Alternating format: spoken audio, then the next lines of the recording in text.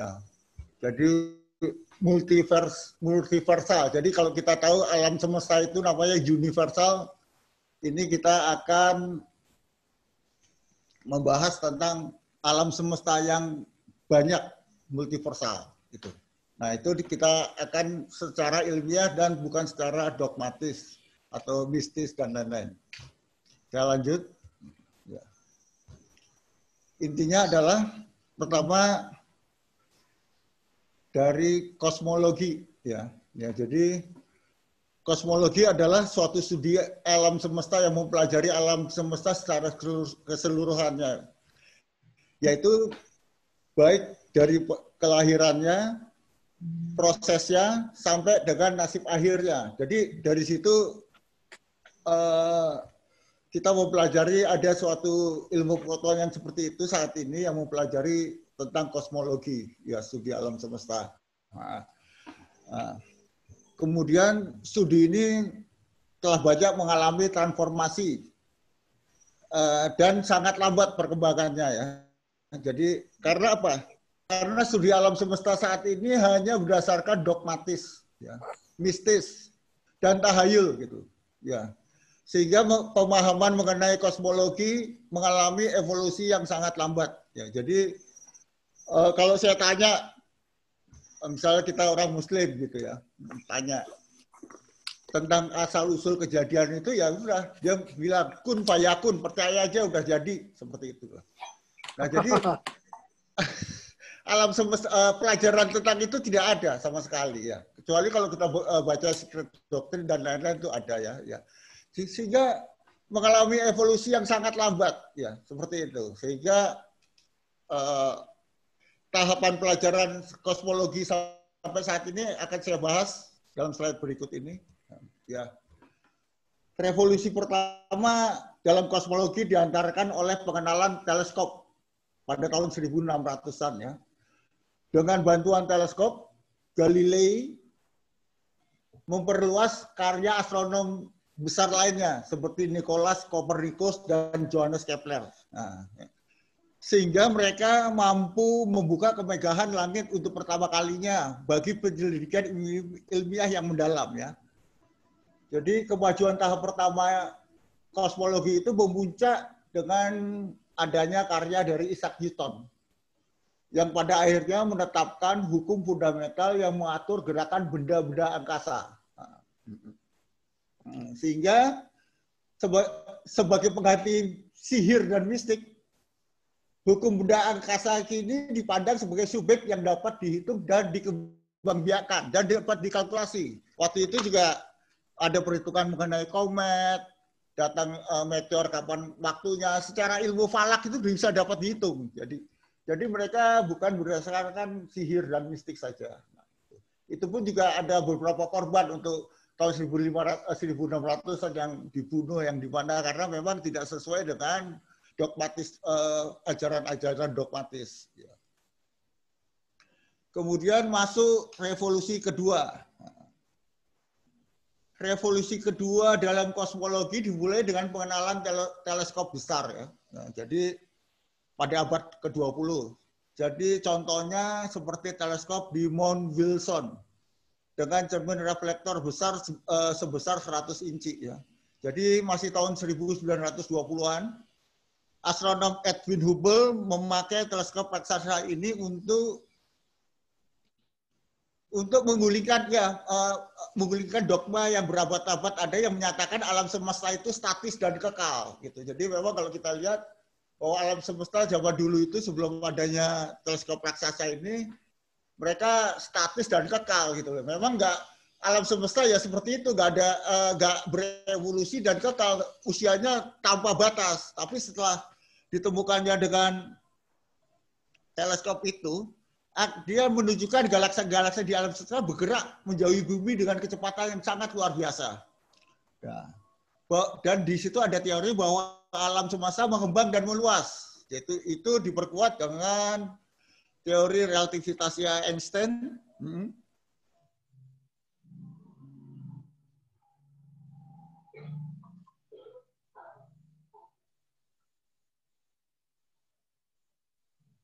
Putus.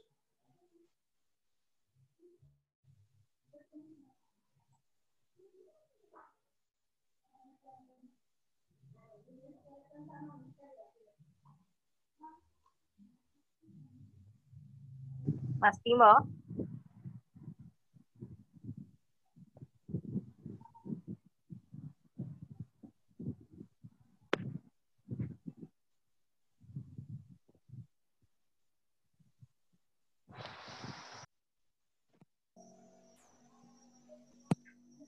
Ada gangguan transmisi kayaknya nih.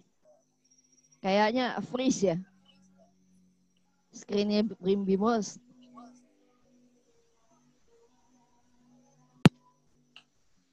Mau dibantu?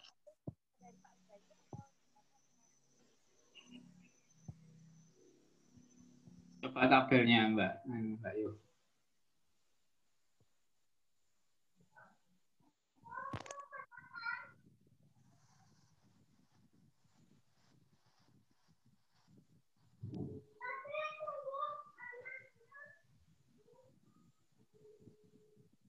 Putus Mas, putus.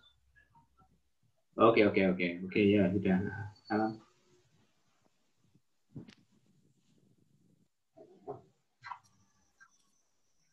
Ya putus, nggak bisa sebentar. Mungkin mau masuk lagi.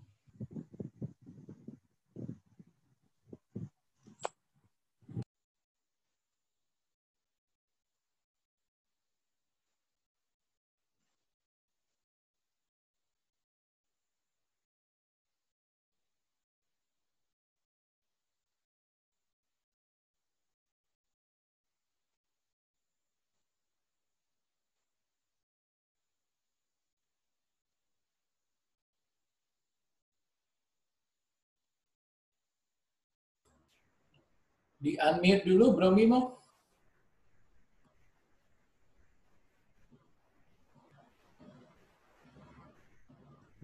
Ya, oke. Ya, sudah kedengaran? Sudah, Mas Bimo. Ya. Jadi revolusi kedua dalam kosmologi dimulai dengan pengenalan teleskop besar pada abad ke-20. Ya. Jadi di situ ada teleskop raksasa dengan reflektor di Mount Wilson. Kemudian astronom Edwin Hubble memakai teleskop raksasa ini untuk mematahkan dogma berabad-abad yang lalu yang menyatakan bahwa alam semesta itu statis dan kekal. Nah, jadi memang dogmatis bahwa alam semesta itu ada lahirnya, ada prosesnya, dan ada usianya. Ada usianya sampai dia mati.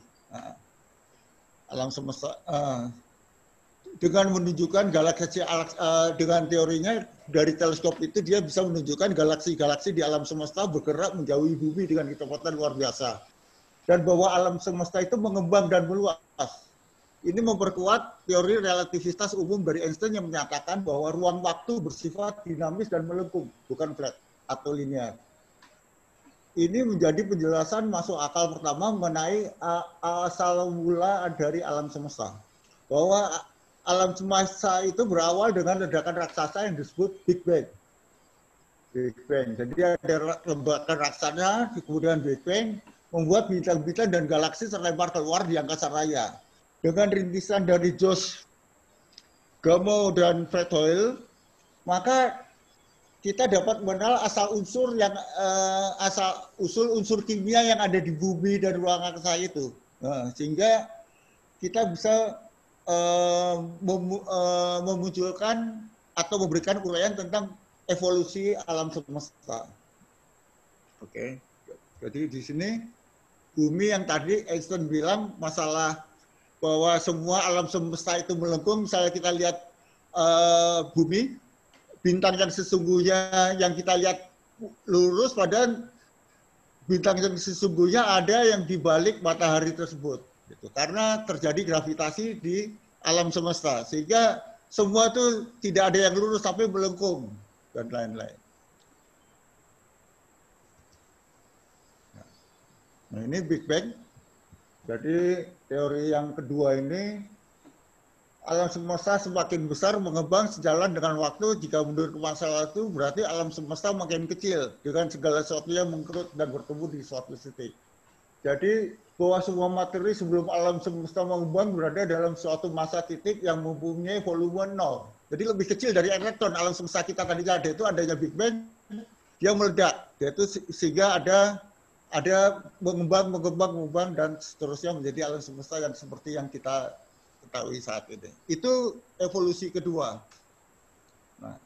Nah, sekarang revolusi ketiga sedang berlangsung dan baru sekitar 6 tahunan. Nah, jadi revolusi ini sedang berlangsung dan dia baru sekitar ya 5 tahun 6 tahunan ya. Nah, jadi ini dimulai dengan sederetan instrumen-instrumen baru yang ditemukan berteknologi tinggi seperti satelit antariksa, laser, detektor, gelombang gravitasi, teleskop, sinar X dan superkomputer berkecepatan tinggi sehingga perhitungan yaitu ketepatan itu lebih ini lagi. Kemudian juga untuk percobaan kita bisa pakai interferometer ya suatu untuk melihat kecepatan neutron, elektron itu bisa dipakai interferometer dan lain-lain. Nah, sekarang dari data dari superkomputer dengan peralatan yang bertekanan tinggi itu kita bisa memiliki data terandal mengenai sifat alam semesta, meliputi umurnya, komposisinya, dan bahkan mungkin masa depan dan ajalnya.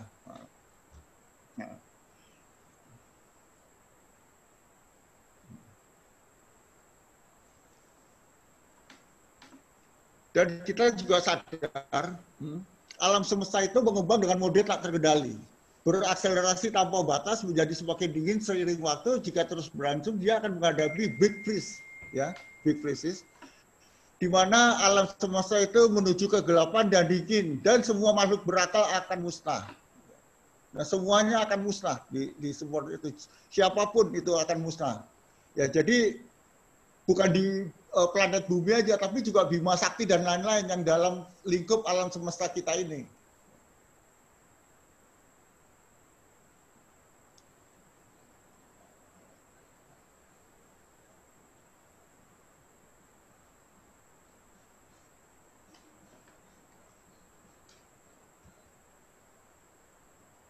Nah, ini pengamatan dari satelit tadi yang saya jelaskan, Microwave Anisotropy Probe, ya, WMAP. Alam semesta yang baru berumur 380 tahun yang diambil oleh satelit WMAP ya. Jadi di situ dengan teori kuantum bisa melihat proses penciptaannya, pengembangannya, dan unsur-unsur serta gugus-gugus alam galaksi yang ada di galaksi tersebut.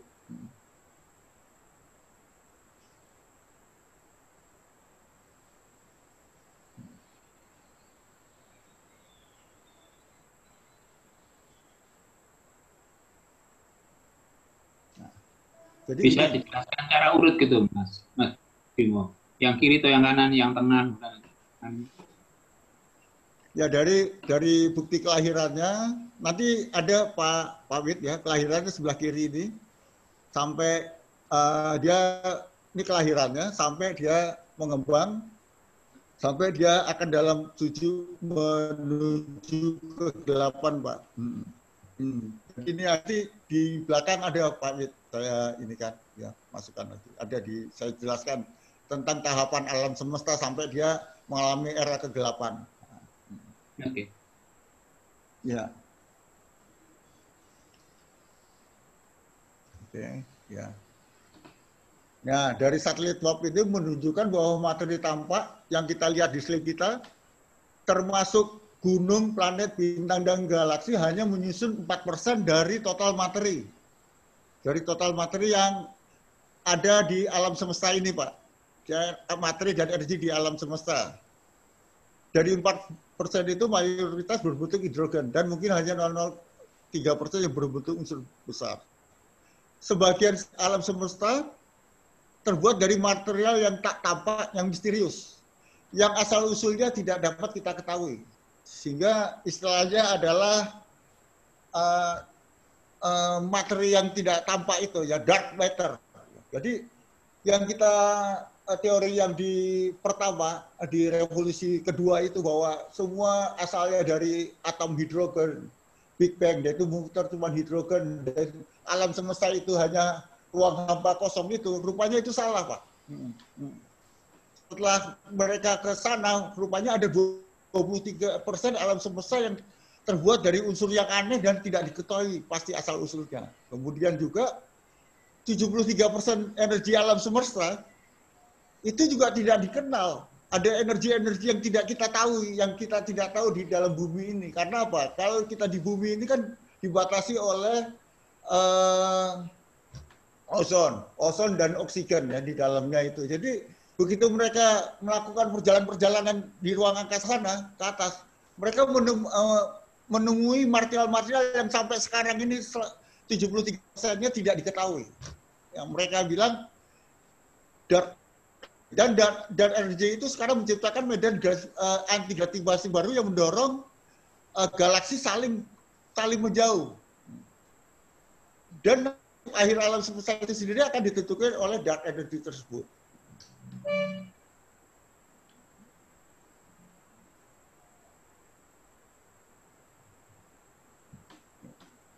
Jadi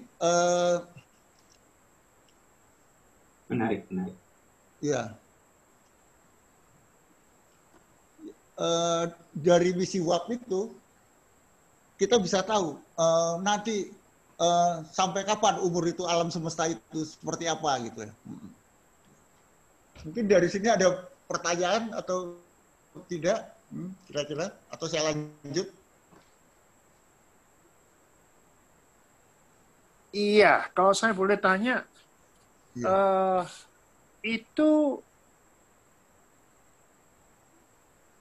alam yang dianggap alam semesta hanya dekat pada kita, tapi ini kan ada sampai 1000 light years untuk cahaya itu sampai sini, ada yang sampai 1 juta light years, berapa juta light years, itu juga sudah termasuk apa enggak gitu? Sudah termasuk, Pak, sudah termasuk. Dan dia punya batasnya. Nanti akan kita lihat kenapa alam semesta yang kita anggap itu satu, kenapa itu rupanya banyak sekali, Pak. Banyak alam semesta itu. Sehingga paralel, Pak. Itu paralel atau waktunya berbeda-beda. Jadi satunya waktu pralaya, yang di lain waktu berkembang, begitu nggak gitu ya? Ya ada banyak. Yang mirip kita alam semesta kita juga ada, dan banyak jumlahnya. Nah itu namanya super space, Pak. Ya, kalau kita outer space ya, ada super space, ruang angkasa, ini super space. Super space itu di mana ruangan yang sangat besar, di dalamnya ada alam semesta, alam semesta, alam semesta. Iya. Super space, hyperspace, ibaratnya sekarang. Ya. Enggak, pralayanya mungkin berlainan gitu ya, seperti gitu. Atau pralayanya mungkin berlainan. Pralayanya benar berlainan. Nanti ada ini yang para ilmuwan bagaimana kita menyelamatkan lari ke peradaban yang seperti itu ke alam semesta lain. Nanti akan kita jelaskan tahapan-tahapannya, Pak, di bawah belakang. Ya, saya lanjut. Ya, ini kita masih bicara mengenai universe. Ya.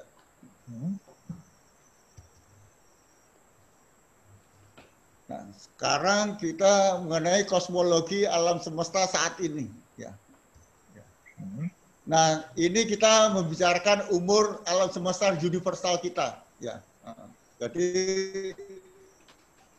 alam semesta kita dibagi ada 5 era tadi yang ditanyakan Pak Wid tadi. Ada pertama era primordial, era berbintang, era degenerasi, era black hole, dan era gelap, dark age. Kita lanjut.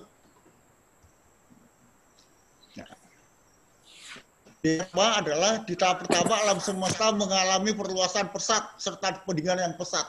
Selagi pendingin berbagai gaya sebelumnya, supergaya ini perlahan-lahan bisa menghasilkan 4 gaya familiar nih. Gravitasi lepas pertama kali, lalu gaya nuklir kuat dan lemah. Nah ini tidak saya jelaskan karena ini sebetulnya prinsipnya sama di kosmogenesisnya Blavatsky, Pak. Tapi ini setelah diselidiki oleh ilmuwan dengan satelit-satelit yang canggih sama Pak, sama. Jadi saya nggak mana yang dulu mana yang nyontek saya nggak tahu, tapi ilmuwan membuktikannya seperti itu Pak.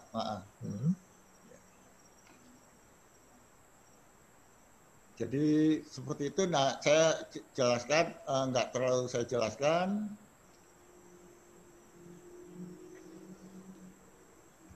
Nah, sekarang tahap era berbintang. Tahap ini saat gas hidrogen telah dimanfaatkan dan bintang-bintang memanas dan menyala menerangi angkasa. Di era ini kita mempunyai gas hidrogen yang berkobar selama miliaran tahun, hingga kehabisan bahan nuklirnya. Di tahap ini kondisinya ideal untuk membutuhkan DNA dan kehidupan. Jadi di era berbintang ini saat ini kita hidup, ya. Di saat istilahnya Stelliferous era, ya. Berdasarkan jumlah bintang yang banyak di alam semesta, tanpa astronom telah mencoba memberikan argumen yang masuk akal. Jadi berbasiskan hukum sains yang dikenal tentang berkembangnya makhluk berakal di setiap planet. Tapi di dalam universal ini, kita sebagai makhluk berakal pun juga menghadapi sejumlah rintangan kosmis yang kebanyakan dibuat oleh sendiri. Seperti apa? Polusi lingkungan, pemanasan global, senjata nuklir. Sekalipun makhluk berakal tidak merusak dirinya sendiri, maka harus menghadapi serangkaian bencana alam menakutkan yang bisa menakutkan, mungkin berakhir dengan malapetaka. Bisa ada di planet-planet lain, mungkin ada kena tabrakan planet, meteor, dan lain-lain. Jadi di samping yang bencana alam yang kita buat sendiri sebagai makhluk yang berakal, kita juga harus menghadapi juga dari alam semesta itu, kecelakaan-kecelakaan yang ada di alam semesta itu. Mungkin kita udah pernah mengalami, itu ada yang selamat bisa seperti ini lagi. Nah, kemudian ada tahap 3, era degenerasi. Di tahap 3 ini energi bintang-bintang di alam semesta akhirnya habis. Ya, jadi alam semesta itu nanti bintang-bintang yang tadi Bapak bilang, galaksi dan lain-lain semuanya ini akan kehilangan energinya. Ada tahapnya seperti ini. Jadi proses pembakaran hidrogen dan kemudian helium yang kelihatannya abadi pada akhirnya akan berhenti, menyisakan sebongkah materi nuklir mati dalam bentuk bintang kerdil, bintang neutron, dan black hole. Bintang-bintang di langit akan berhenti bersinar. Alam semesta lambat laun diliputi kegelapan. Kemudian temperatur akan turun dramatis di tahap 3, sebab bintang-bintang akan kehilangan mesin-mesin nuklirnya mereka. Planet yang mengitari bintang juga akan membeku. Ya. Jika kita asumsikan bumi masih utuh, pasti yang ada apa-apa yang tersisa di permukaannya akan menjadi lembaran es beku dan kita semua sudah mati semua. Bentuk-bentuk makhluk berakal di dalam bumi itu harus mencari rumah yang baru. Sementara bintang-bintang raksasa bertahan selama beberapa juta tahun, masih ada yang bintang-bintang yang bisa hidup dengan pembakaran hidrogen seperti matahari kita mungkin masih bisa bertahan, bintang kerdil merah, dan lain-lain. Tapi akhirnya satu persatu pun juga akan mati, kehilangan energinya di tahap era degenerasi ini. Nah, ini pada era degenerasi alam semesta ini, semua udah gelap, bumi juga nanti semuanya bintang-bintang udah nggak ada semuanya, kosong semuanya. Itu alam semesta udah nggak ada produksi bintang dan lain, dia tidak udah berhenti berevolusi, dia menjadi inflasi dan lain-lain.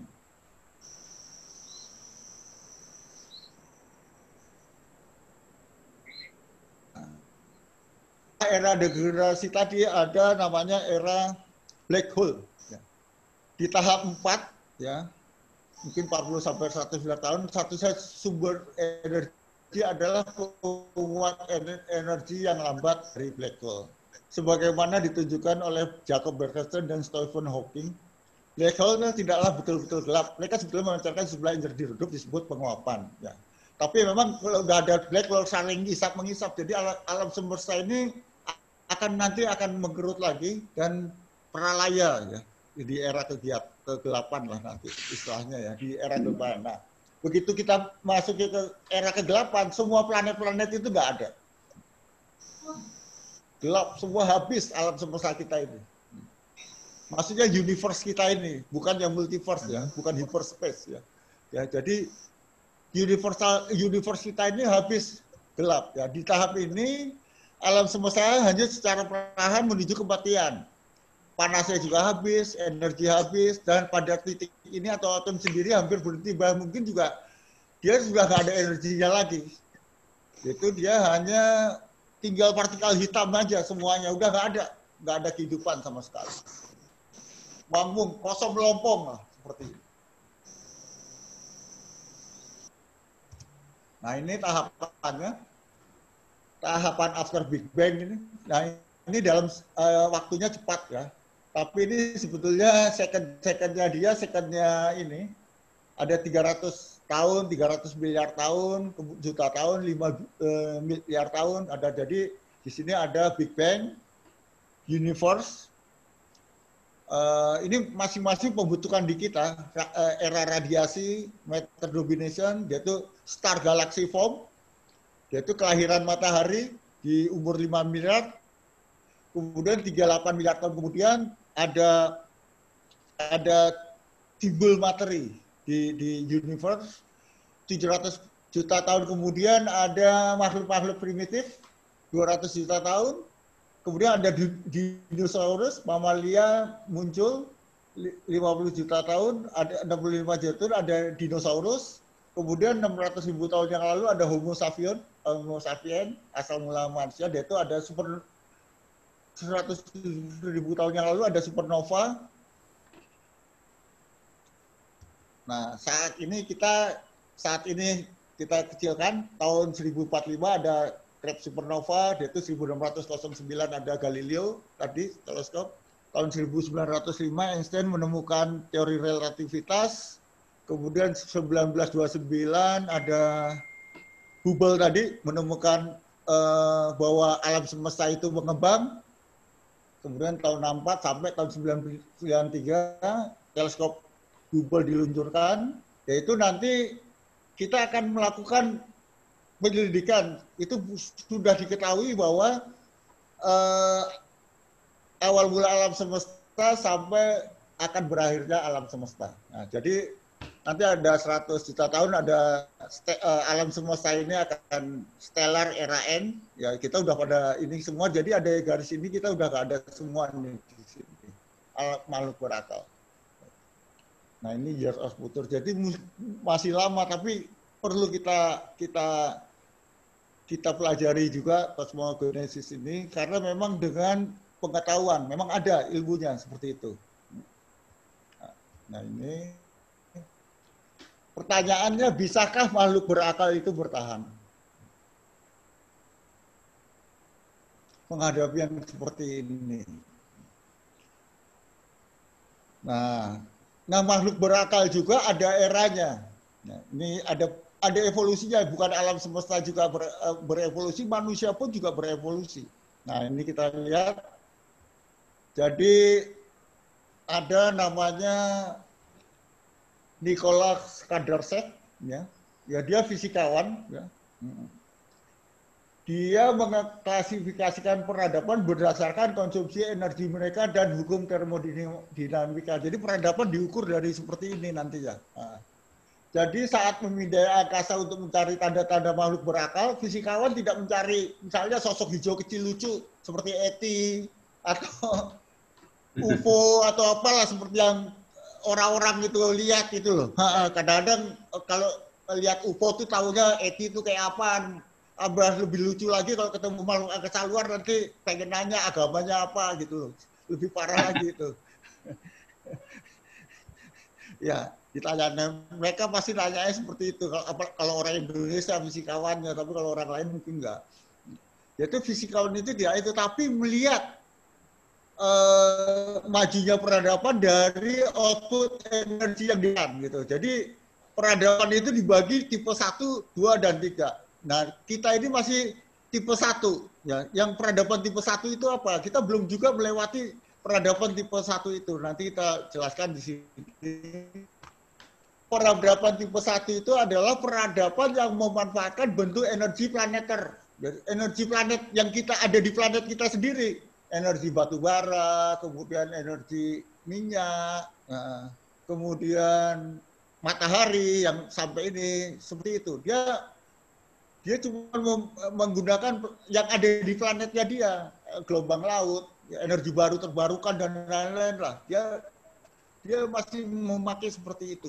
Ya, ya paling-paling kemajuannya cuma bisa memodifikasi cuaca, mengubah arah angin ribut, ya, atau membangun kota di lautan. Ya peradaban semacam itu merupakan ya peradaban tipe 1. Yang seperti yang saat ini kita rasakan sekarang ini, dan itu pun juga belum berakhir karena memang konsumsi energi kita masih konsumsi energi seperti ini, belum ngambil peradaban tipe 2. Ya.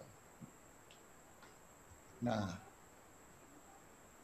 jika peradaban tipe 2 adalah peradaban yang telah memanfaatkan tenaga planet lain gitu. Jadi kita bisa ngambil hidrogen di planet lain, bisa ngambil emas misalnya di Pluto atau di mana gitu loh. Nah, jadi bisa memanfaatkan tenaga bintang.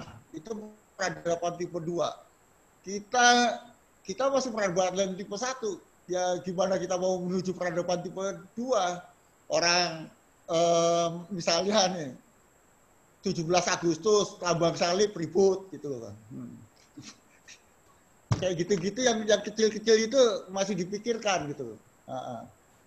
Itu belum sampai ke situ. Itu mereka sudah sanggup mengkonsumsi seluruh output energi dari bintang mereka dan mungkin mengendalikan flare surya dari alam semesta dan menyalakan bintang lain. Jadi ada bintang lain, dia udah bisa antar bintang peradaban tipe 2. Dan itu bisa dilakukan oleh manusia juga.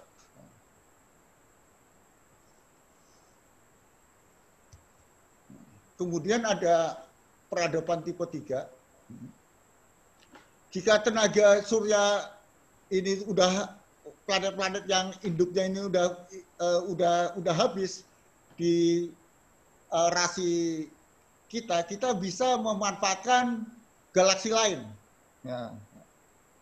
Dia bisa memanfaatkan peradaban tipe 3 itu bisa mengkoloni galaksi lain. Ya, jadi dia bisa 10 pangkat 36 watt konsumsinya aja. Jadi dia bisa perjalanan antar bintang, tadi antar bintang, sekarang galaksi lain ya. Di galaksi lain mungkin ada peradaban, dia bisa manfaatkan tipenya. Jadi ini peradaban tipe 1, peradaban tipe 2, ini bumi ini peradaban tipe 3. Dia udah memanfaatkan udah antar galaksi ya, seperti ini. Nah, ini ada peradaban tipe 4 ya. Dia bisa mengambil dari luar galaksi. Ya, seperti dark energy yang kita lihat tadi 73% itu, dia sudah bisa menyusun unsur kandungannya ada di dark matter sama energi yang masih gelap tadi itu. Dark energy sama dark matter itu dia manfaatkan seperti itu. Tapi masalahnya dia masih dalam universal kita, masih antar galaksi pun masih satu alam semesta di kita ini. Gitu. Nah, kenapa ada pikiran bahwa alam semesta itu multiversal? Apa bukti ilmiah yang akan ditunjukkan oleh seperti itu? Nah ini. Jadi ilmuwan pernah menemukan cold spot ya. Cold spot adalah area berjarak 1,8 juta tahun cahaya. 1,8 juta tahun cahaya ini. 1 miliar tahun cahaya ini nggak ada. Bukan 1,8 tahun tapi miliar tahun cahaya dengan suhu sangat dingin dan berupa spheroid tunggal dan masif. Ya. Cold spot itu terbentuk disebabkan oleh tabrakan antara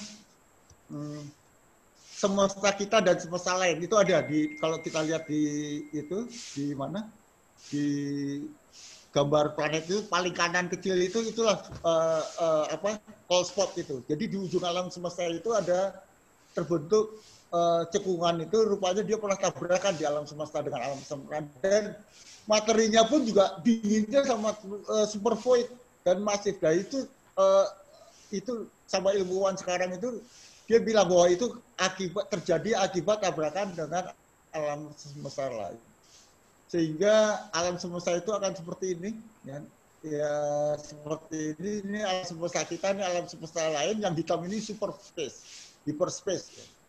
Jadi galaksi-galaksi kita itu ada di dalamnya. Alam semesta itu sangat-sangat banyak. Bukan banyak, itu jumlahnya banyak. Padahal itu bumi di sini nggak ada titik 0,00 kecil sekali kalau kelihatannya gitu.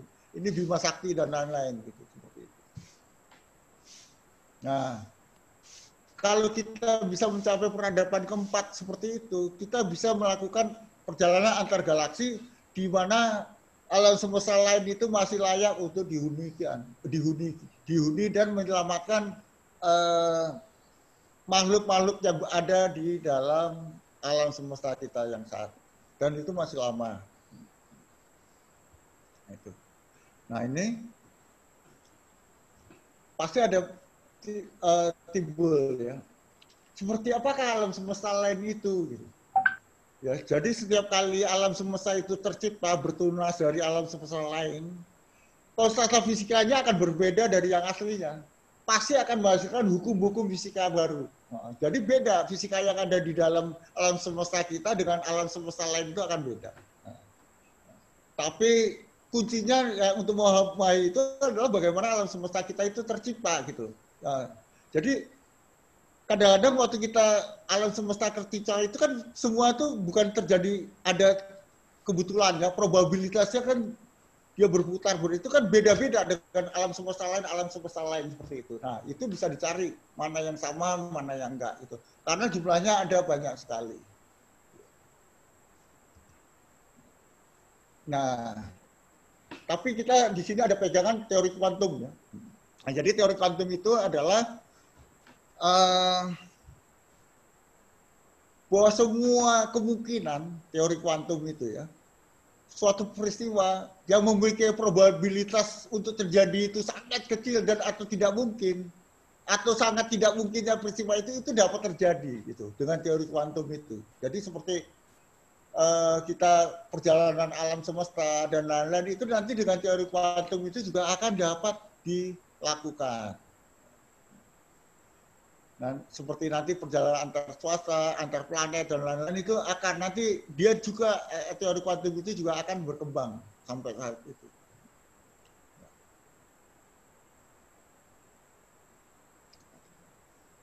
Jadi teori kuantum ini saya ambil yang untuk itu adalah bahwa teorinya adalah gini. Jika dua buah atom tetap terkunci dalam sebuah molekul stabil, adalah fakta bahwa elektron tersebut dapat bersimultan berada begitu banyak tempat dalam waktu yang sama sehingga membentuk awan elektron yang mengikat atom-atom. Dan kemudian alasan mengapa molekul-molekul bersifat stabil dan alam semesta itu tidak bisa berdisintegrasi. Karena apa? Elektron-elektron bisa berada di banyak tempat dalam waktu yang sama. Tetapi elektron itu hanya bisa eksis secara paralel melayang antara eksis dan tidak eksis. Mengapa alam semesta tidak? Alam semesta pun juga akan bisa pernah lebih kecil dari elektron. Dengan mempertimbangkan teori kuantum tersebut, kita bisa mempertimbangkan pasti ada alam semesta paralel. Di banyak alam semesta yang sama-sama tadi seperti itu, kita akan bisa mencari alam semesta paralel yang persis dengan yang ada alam semesta kita. Kemudian apakah alam multiverse, alam semesta yang lain itu nyata sebetulnya? Nah, dalam teori ini ada beberapa teori, nanti bisa dibaca sebetulnya ada teori semesta gelembung. Jadi dalam teori ini alam semesta itu seperti kita mainan balon, dia mengembang, dia itu pecah, itu timbul dapat baru lagi, ada alam semesta lain seperti yang dibuat oleh Big Bang, atau mengulangi dengan proses yang ada di pengulangan dari proses penciptaan alam semesta kita ini. Persis seperti yang alam semesta kita tercipta. Bisa juga dengan waktu kita menciptakan alam semesta, dia punya kembaran. Namanya brain world atau parallel universe. Juga ada princess of universe. Jadi ada induk daripada alam semesta. Kemudian juga semua alam semesta itu secara kemudian secara matematik juga ada gitu, ada nyata seperti itu. Nah itu ada beberapa teori nanti dari sini bisa kita kembangkan. Kita masih lama untuk seperti ini. Kemudian yang ketiga catatan akhir ya. Dari paparan tadi tentang usia alam semesta, kemudian majunya peradaban. Ya. Generasi kita yang sekarang hidup ini barangkali merupakan generasi manusia yang terpenting yang pernah berjalan di muka bumi ini. Ya, jadi tidak seperti generasi dahulu. Tangan kita saat ini nasib kita mengembang nasib masa depan spesies kita. Apakah kita akan menjelang memenuhi janji kita sebagai peradaban tipe 1, bisa melewati peradaban tipe 1 atau jatuh ke dalam jurang chaos, polisi dan peperangan. Nah, ini keputusan-keputusan yang kita buat. Bagaimana cara kita menyelesaikan perang global, proliferasi senjata nuklir, perselisihan sektarian, etnis, itu bisa meletakkan atau menghancurkan fondasi peradaban tipe 1. Sehingga kita nggak sampai peradaban tipe 2, ya kita bisa tahu alam semesta akan berakhir dan kita pun juga akan pralaya dan lain-lain. Dan makhluk akan habis semua. Ya mungkin dari kita sampai saat ini, mungkin dari kami itu aja Pak. Terima kasih. Sampai catatan akhir aja Pak Wid dan teman-teman Perwatin. Ya, mungkin kalau ada pertanyaan. Ya, akhirnya. Bimo? Ya. Kalau itu planet Nibiru itu? Itu masih di dalam alam semesta kita. Mbak. Oh. Ya tadi kan ada. Di samping kita masalah nuklir dan lain-lain di internal kita, kita juga rawan dengan kecelakaan. Ada planet Nibiru, ada meteor yang jatuh dan lain-lain di pertama itu udah sampaikan seperti itu juga. Jadi memang kita sebagai makhluk berakal itu bisa berevolusi. Jadi bukan roh kita aja yang bisa berevolusi, tapi peradaban kita pun juga bisa berevolusi. Perjalanan antar planet dan lain-lain seperti itu. Di planet Nibiru itu juga ada kehidupan juga ya Mas Bimo ya? Ya itu belum tahu, nanti bisa pasti kita bisa lihat dari ini lagi kan baru 6 tahun nih. Planet Hubble udah pensiun, nanti digantikan dengan satelit WASP. Itu juga akan melihat batas-batas energi-energi yang seperti ini, yang ada di itu, ini akan terlacak dan memang pasti ada. Kalau kita udah sampai peradaban seperti itu, kita harus bisa masuk ke peradaban tipe 2, tapi lolos ke tipe 1 akan sulit. Itu mungkin masih 100 atau 200 tahun lagi. Karena kita masih dogmatis sektarian sama masalah-masalah yang seperti itu yang membuat kita nggak bisa bersatu seperti itu. Jadi di teosofi itu sebetulnya Madam Blavatsky udah mikir sampai jauh ke sana bahwa orang bisa bahwa kita satu pemahaman, satu pikiran, kita saling untuk maju itu harus sama-sama seperti itu. Jangan ada yang seperti itu, udah berpikir ke arah situ. Arahnya akan seperti itu sebetulnya. Ya, aku pernah baca sih di suatu artikel itu tentang planet Nibiru itu katanya memang di sana ada kehidupan konon dari nenek moyang kita yang evolusinya sudah maju lebih maju dari kita. Maju. Mungkin seperti itu.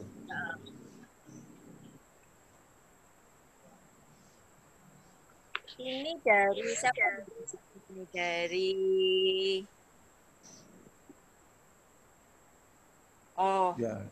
dari Pak Indra ya. Ya Pak Indra gimana?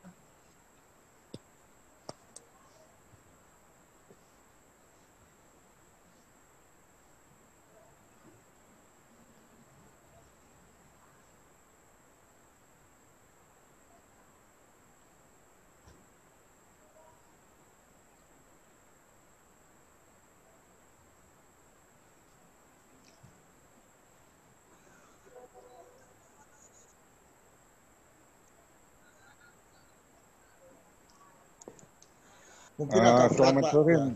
Ya. Enggak, ini tadi ada sedikit problem. Begini Mas Bimo, saya sendiri belum ada gambaran tentang yang multi universe ya.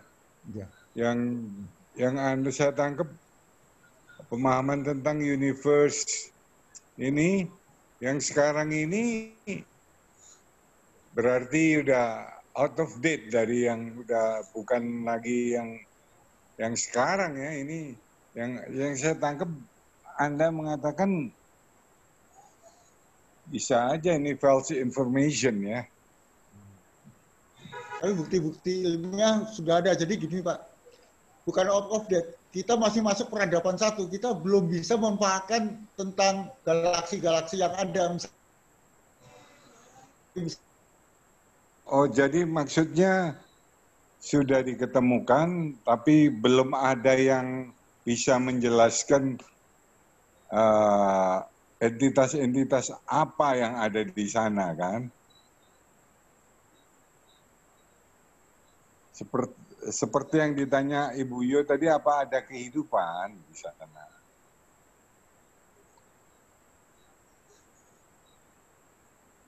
Bagaimana Pak Bimo?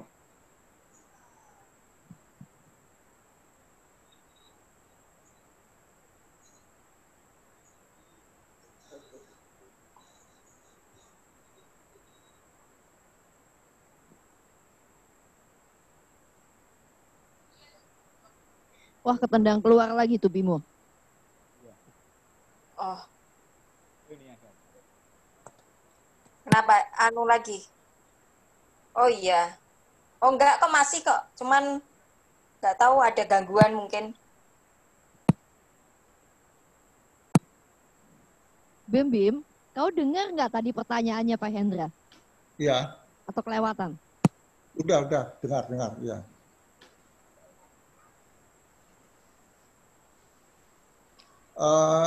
Pengetahuan kita tentang universe itu nggak out of date. Memang benar, penciptaannya seperti itu, tapi dengan adanya cold spot tadi, ditemukan material baru ya tentang tabrakan planet itu tadi, antar galaksi itu. Nah itu baru ditemukan kira-kira 3 atau 4 tahun yang lalu. Itu pun baru ditemukan oleh ilmuwan sekarang di Kaku itu, dan lain-lain.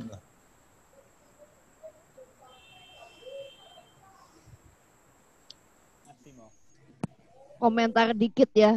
Aku jadi ingat, aku kan ngikutin Star Wars. Emang nerdy banget tau.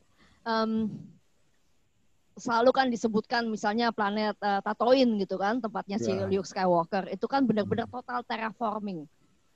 Banyak orang mengatakan juga bahwa sesungguhnya teknologi manusia itu udah impinging on that. Jadi kita seharusnya sudah mulai bisa untuk terraforming planet kita dengan baik begitu, mengatur keseluruhan dengan baik. Memang betul yang tadi Bimo katakan, benar saudara Bimo katakan, semuanya akhirnya berbalik lagi kepada mengapa kita masih ngurusin konflik-konflik yang bersifat lateral begitu loh. Akhirnya benar, memang kesadaran planeter itu harus segera barangkali lebih meluas begitu sehingga bisa masuk pada tahap berikutnya. Ya kan, tahap yang pertama kan kita harus bisa mengelola planet kita sebaik-baiknya, energi dan sebagainya itu. Itu pun belum sempurna. Apalagi tahap kedua, masih jauh. Iya, itu diramalkan 200 tahun lagi kalau memang lancar semuanya bisa ke lewat tahap kedua kita bisa mengambil dari planet-planet sekitar kita. Baru nanti yang benar seperti Star Wars, Star Wars tadi bisa ngambil dari galaksi antar galaksi yang lain. Ini masih satu universe ya. Tadi kita udah berpikir multiverse ya. Jadi ada hyperspace ya. Wah. Jadi ada hyperspace, ada universal, ya. Ada cold spot. Iya. Wow. Barangkali itu titik layanya universe ya kalau kita balikan kepada Secret Doctrine. Jadi ada layar center, kalau layar centernya di Secret Doctrine itu untuk satu universe, tapi kalau antar universe itu yang cold spot itu kali. Ya, cold spot ya. Universe itu ada banyak, jadi nanti namanya multiverse. Dalam suatu ruangan yang besar namanya hyperspace. Bukan outspace ya, outspace antara luar kita, dia itu kalau galaksi mungkin super space ya, ini hyperspace yang besar sekali ya, di situ. Gak bisa bayangkan hyperspace. Saya pandang ini menjadi menarik sekali. Mengapa? Karena ada beberapa orang yang sudah menghitung secara matematika. Memang yang terhitung, yang paling mudah terhitung adalah 10 dimensi universe, maksudnya decaverse. Tapi kalau ternyata multiple lebih daripada deka, wah. Demikian. Memang ada beberapa matematikawan yang menghitung sampai dengan 10. Iya. Itu pun kalau seperti era primordial itu sama kosmogenesis, hampir sama semuanya itu. Antara ilmuwan sekarang sama ini sama, dari satelit Hubble itu hampir sama lah, cuman beda bahasa aja.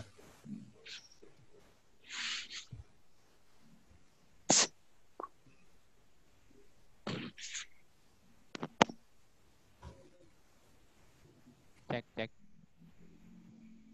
Iya Pak. Cek. Yang menarik Mas Bimo, kita kan Pak, saat ini makhluk luar angkasa itu masih terjadi perdebatan ya. Iya. Jadi itu yang hijau, yang kuning atau yang bentuknya kayak piring itu kan belum. Yang menarik justru kalau dunia itu divisikan memang untuk manusia, Mas Bimo. Ya gitu kan ya. Kalau memang hanya divisikan untuk manusia ini untuk bisa berkembang dan melampaui universe itu ya, super space atau hyperspace itu. Artinya apa? Artinya memang diperlukan sekarang itu tadi evolusi global menuju kesadaran universal ya, kesadaran global. Artinya ketika kesadaran itu sudah kesadaran global, mau berangkatnya kan sudah satu, ingin satu sehingga bisa melampaui apa? Planet kita yang ini ya, gitu ya Mas Bimo ya. Menarik banget tadi, menarik. Jadi di sini memang yang berevolusi, manusia itu berevolusi, peradaban berevolusi, planet juga berevolusi, ada umurnya. Kan sama, kita terlena Pak. Seakan-akan tuh universal angkasa luar, galaksi kita ini nggak ada abadi gitu. Sekarang ini, padahal ada umurnya sebetulnya. Sebetulnya di agama ada kiamat, apa-apa itu ada. Yang seharusnya untuk media kita. Sebetulnya. Iya.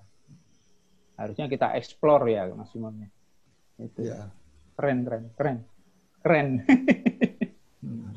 Ini ada pertanyaan atau komentar dari Brother Arta, bagus banget. Terus disediakan foto. Boleh aku share sebentar ya? Ya, bisa silakan. Arta nge-share.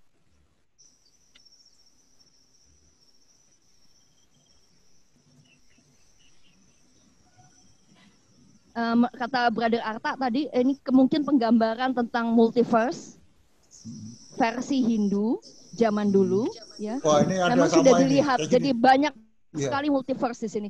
Ya. Universal ya ada ya. Ya universal. Brother Arta buka ininya dong, apa namanya mic-nya, ngomong sendiri. Ya. Silakan Pak Arta, tolong. Jadi yang menarik pada gambar ini judulnya adalah Lord Vishnu Dreams. Yeah. Jadi kalau kita melihat bahwa alam semesta ini kan ada umurnya masing-masing, ada penciptaan dan pada akhirnya akan musnah dalam bentuk macam-macam lah. Dan sekarang juga secara matematika sudah dibuktikan multiverse itu ada dan memang ada titik-titik persinggungannya memang. Dan kalau kita melihat, ini menarik adalah ada kemungkinan para cendekia Barat atau India sudah memberitahu kita bahwa kemungkinan multiverse itu ada.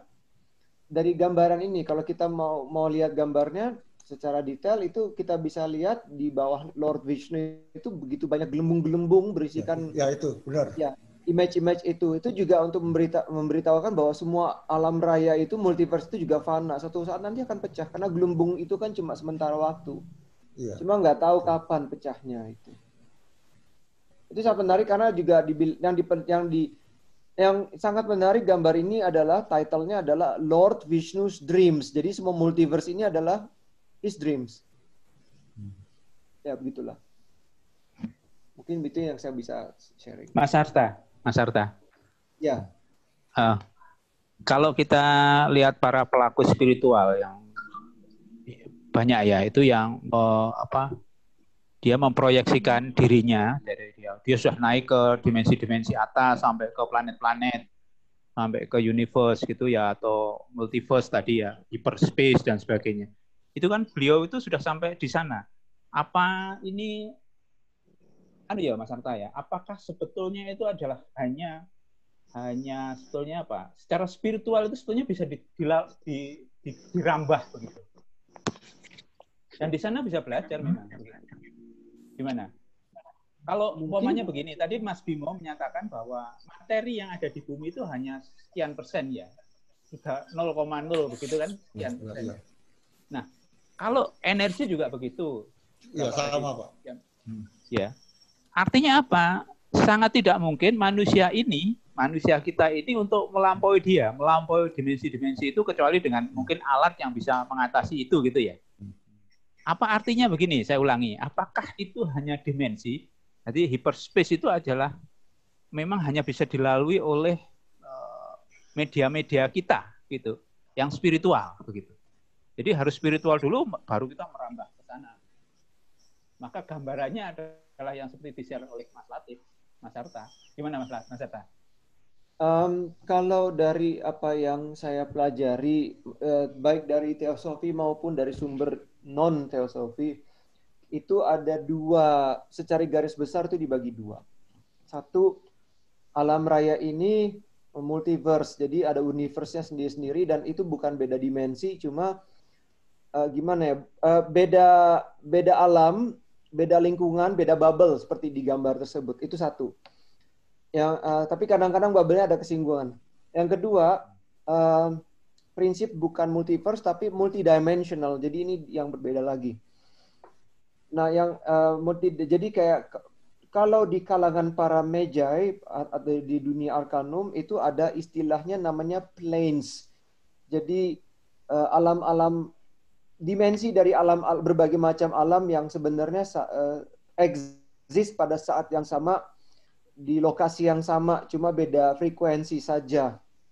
Dan yang ini yang bisa diseberang atau ditelusuri oleh mereka yang punya yang sudah mencapai kemampuan itu, apakah para arkanum atau para spiritual atau orang suci atau apa. Itu, tapi ada juga kemungkinan yang ketiga bahwa memang benar multidimensional, tapi multidimensional ini per satu universe berbeda-beda jadinya. Jadi kayak si bubble-nya ini kayak kulit bawang. Jadi satu bubble itu kayak satu bawang, kulit lapisannya macam-macam, tapi exist pada satu saat yang sama. Kalau itu sih pemahaman saya, Mas, mungkin bisa saja tidak benar. Mohon koreksi. Atau memang real ya, bahwa memang alam itu secara fisik begitu memang ada galaksi-galaksi yang seperti di bumi kita itu dengan materi yang berbeda, dengan ruang yang berbeda gitu ya, Mas Arta. Bisa begitu juga ya. Ada satu hal yang sangat menarik, jadi ada satu bintang, bisa di Google, saya lupa nama kodenya, tapi itu diambil dari satu tokoh di Bible, namanya Methuselah. Jadi bisa dicek namanya Methuselah Star, itu sampai sekarang masih membingungkan para ahli karena usianya satu bintang ini lebih tua dari alam semesta yang kita punya ini. Jadi saya lupa persisnya angka berapa miliar usia alam semesta yang kita huni ini, tapi usia si Methuselah Star ini lebih tua 1 miliar tahun atau 2 miliar tahun dari usia kita. Jadi itu yang rada ajaib. Memang tidak pernah habis kalau kita bicara tentang alam, tentang manusia. Oke, lanjut Mas Bimo, monggo. Saya udah sampai tadi itu Pak, Mas Bimo, ya udah selesai kalau saya. Mungkin saya juga karena banyak kuantum apa-apa, banyak yang elektron, saya buat supaya bisa diterima semuanya gitu, agak sulit jadinya Pak. Udah selesai sampai situ aja Pak Bid. Udah tadi mungkin menarik ya, jadi cepat selesainya. Terima kasih Mas Bimo sudah membawakannya cukup sekali. Ini masih ada sisa 15 menit, mungkin yang mau menambahkan atau mau berkomentar atau mau ada bertanya. Mau nambahkan tadi yang Arta, saya mau share aja sekalian biar kelihatan semuanya. Bagus banget soalnya Arta udah ngeriset ini. Aku tambahkan. Sama Mas Udayo itu ada pertanyaan nanti Mas Bimo ya. Ya, Pak. Methuselah Star is older than the universe. Ya. Angkanya 13,8 billion tahun. Wow. Ini apa usia universe, tapi Methuselah lebih tua lagi.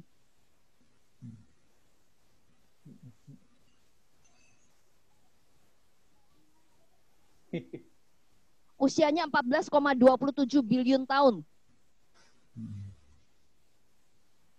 Ya. Lucu ya? Ada satu teori yang mengatakan bahwa alam semesta yang saat ini kita huni itu sebenarnya kelanjutan dari alam semesta yang sebelumnya. Jadi ada satu aliran fisika yang menyatakan teorinya dulu sebelum yang kita huni ini itu sudah berkembang dari awalnya Big Bang, lalu begitu sampai entah berapa miliar tahun, kemudian dia Big Crunch, jadi balik lagi ke titik asal. Jadi hancur balik ke titik asal, begitu udah sampai ke ultimate singularity, meledak lagi, balik lagi Big Bang. Ada kemungkinan jangan-jangan Methuselah ini bintangnya yang nggak tahu kenapa lolos dari Big Crunch yang pertama. Bisa jadi gitu, nggak tahu. Methuselahnya balelo. Ngelewatin pralaya, di solve, nggak mau dia bikin tetap eksis. Cuma ada satu hal yang sangat menarik. Methuselah itu di Mas Arta, Methuselah itu di galaksi apa? Bima Sakti juga? Aduh, saya lupa itu Mas, tapi bisa di Google itu detailnya ada. Ada di rasi bintang Libra.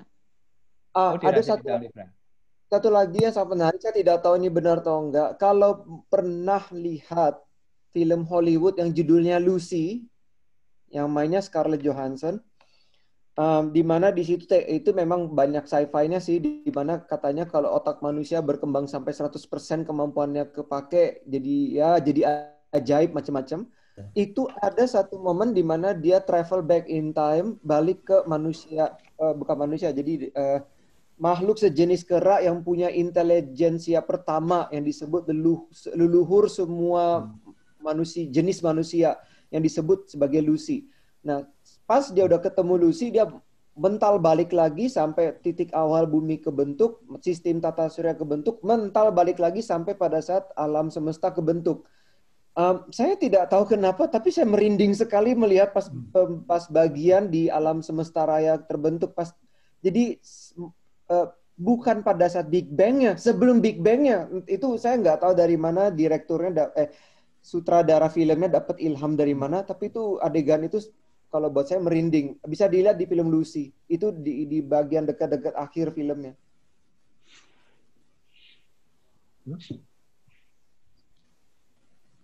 Nggak tahu benar, tapi kadang-kadang saya pernah ingat ada satu orang pernah bicara sama saya dulu bahwa pada sebagian dari sutradara film Hollywood mereka itu dapat ilham. Jadi bisa kayak dibilang dapat informasi lah dari alam yang lebih tinggi untuk diungkapkan, tapi dalam bentuk simbolisme film seperti itu. Who knows? Mungkin aja. Ya, mungkin bisa saya tambahkan yang untuk pemahaman multiverse tadi yang kembali ke waktu itu ada yang teori relativitas yang periode 2 itu direvisi lagi oleh yang tadi dengan pengetahuan yang sekarang ada yang namanya paradoks waktu ya. Jadi paradoks waktu itu ada 4 jenis. Pertama paradoks leluhur ya.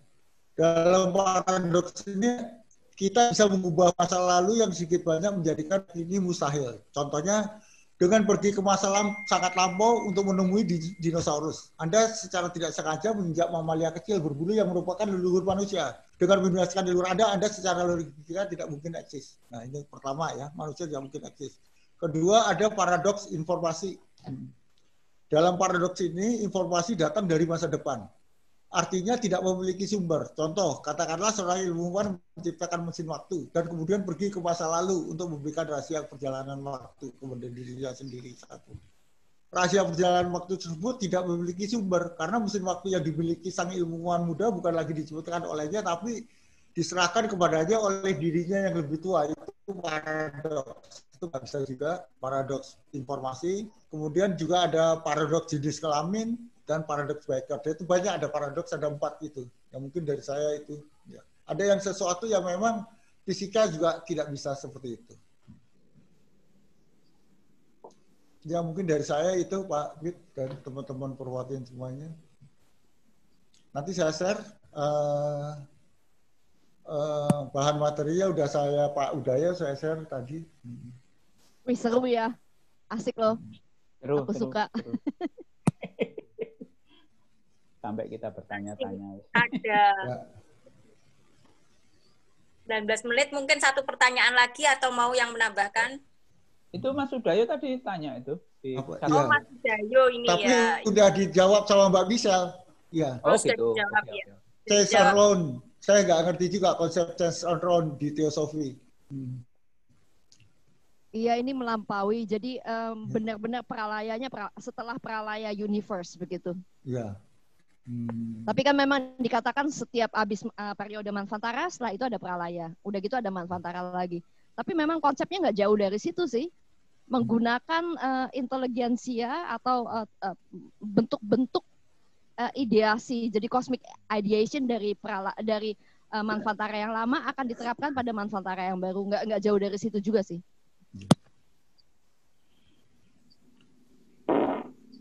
Jadi ada paradok itu ada kiamat ya, peralaya, pasti ada tunas baru lagi, gelembung lagi seperti yang Bro Arta tadi ceritakan. Itu di Crystal Dream itu begitu dia gelembungnya pecah, ada muncul gelembung baru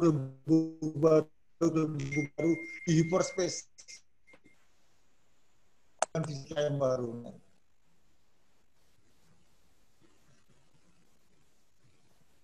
Ya, sudah. Kalau nggak ada pertanyaan, mau gimana Pak Wid? Ya, ditutup Mawan. Oh ya, ini nanti jam 5 ada lagi kebugaran oleh diisi sama Mas Surya ya. Bisa kembali lagi jam 5 atau stay di sini ya juga bisa, kalau keluar masuk susah. Masih agak lama loh. Masih 27 menit. Ada usul dari Ibu Yohana. Pengen awet muda gimana itu?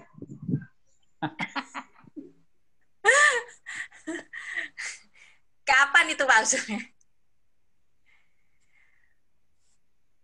Berarti ditutup dulu aja ya Mbak Michelle? Enggak, sedikit promo dikit. Yang akan dibawakan oleh Brother Surya adalah stretching sederhana yang bisa dilakukan oleh semua orang, termasuk yang memang sudah agak terganggu mobilitasnya begitu, karena hanya membutuhkan kursi tempat kita duduk saja sebagai pegangan. Amat sangat sesuai bagi kita yang selama ini stuck di rumah, work from home, berjam-jam nggak lupa waktu begitu di depan komputer terus.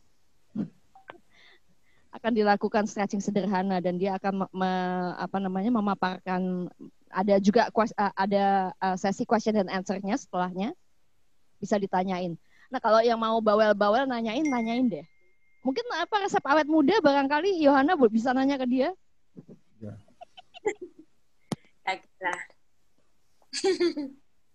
Ya, siap nanti. Paling ya nggak tahu. Mau nanya, katanya. Karena ini Mbak Michelle ini satu aja nih. Berarti apa itu konsep change and rounds? Change and rounds adalah evolusi. Kita kan evolusi manusia kan manusia kecil-kecil nih. Jadi untuk bisa bertahan, untuk bisa mengembangkan kesadaran kita membutuhkan satu tempat yang besar. Nah, antara lain change and rounds ini juga mencakup tentang kesadaran yang lebih besar tadi.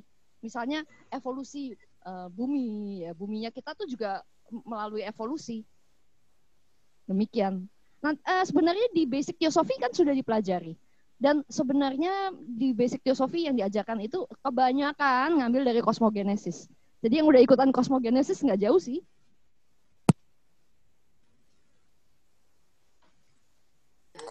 Terima kasih Mbak Michelle, terima kasih Mas Bimo. Ya. Ya, kita tutup dulu ya, kita sudahi dulu, di close dulu ya, nanti balik lagi jam 5 atau jam 5 kurang 10 lah.